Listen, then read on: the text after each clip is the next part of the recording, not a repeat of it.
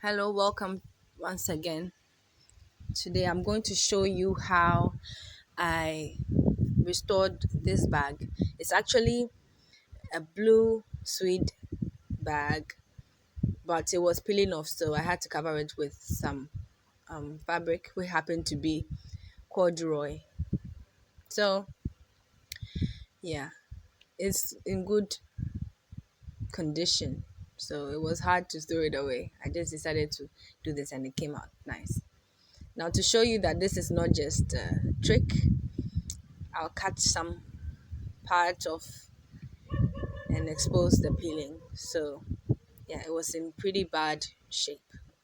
Things I used, as you can see.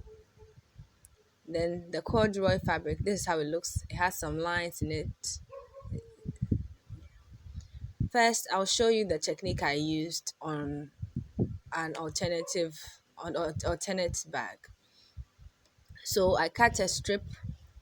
If I was supposed to use this one, I would have used a bigger strip of fabric for the whole bag, but I just wanted to show you a small portion. So I cut a strip and fold it, and then once I thread my needle through, you see the rest. So you could also begin with a knot at the back, whichever fancies you fancy, and I'll be using a back stitch for this part. So if you don't know what a back stitch is, then you could visit some videos online, they'll show you. So we have some curves in this bag, precisely here. You see where it curves, the fabric will be excess, so we need to pleat it like so. So in order to do so, I'll show you with this fabric. So we don't want to cut it, so at the curve we fold it inside and using a scissors cut, and we'll be sewing along. Remember, one half is on top of the other, if you can't see. So I use the running stitch for this part. Now to illustrate how I did my pocket for the bag. After you finish sewing, I first finished sewing around, including the circles where I had to cut. Yeah, so once you are done with that, you have to align the fabric. Remember, there'll be excess to the edge. I just don't have enough jean fabric to show you. So I folded at the point where the fabric comes into contact with the line of the pocket, if you get what I mean, so that it lies directly on top of where the pocket is. And I cut the outline of the pocket.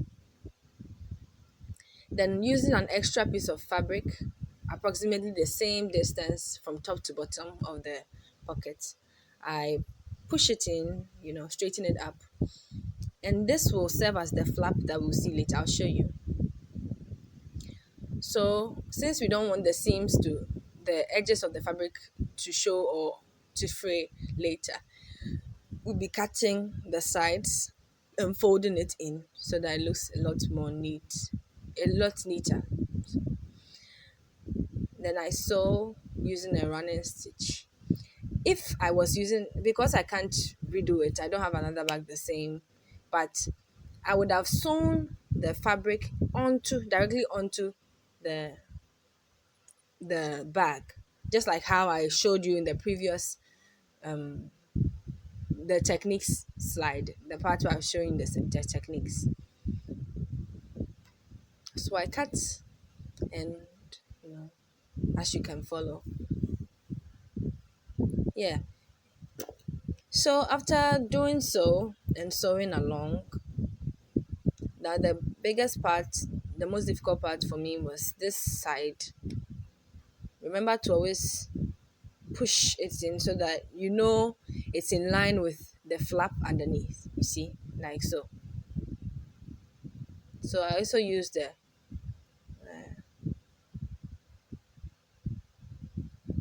I forget what type of stitch this is. I think that was a hemming stitch anyway. But yeah, I'll show you how I end the work. You see how I'm ending it? You can look at it. You can mute me if you think I'm talking too much. But I'll be repeating that method of ending the work. So, yeah, that's how the flap should look after you are done. You fold and sew along the other sides. Yeah, the top, and that should be it. You remember you sew directly onto the fabric. Now for the buttonholes, imagine I had finished this without the buttonhole. I'm just using the cloth as an example. I turn back, then put the scissors, cut the hole.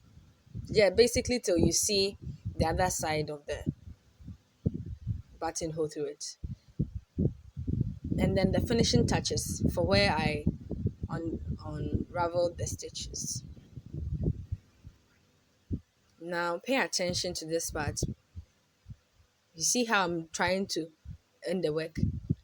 Take the part of the thread connected directly to the needle, roll it around the needle, pull it, then tie another simple knot.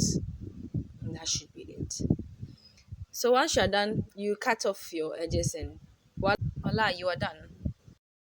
So kindly like, subscribe, and comment your thoughts. Thank you for watching. Bye.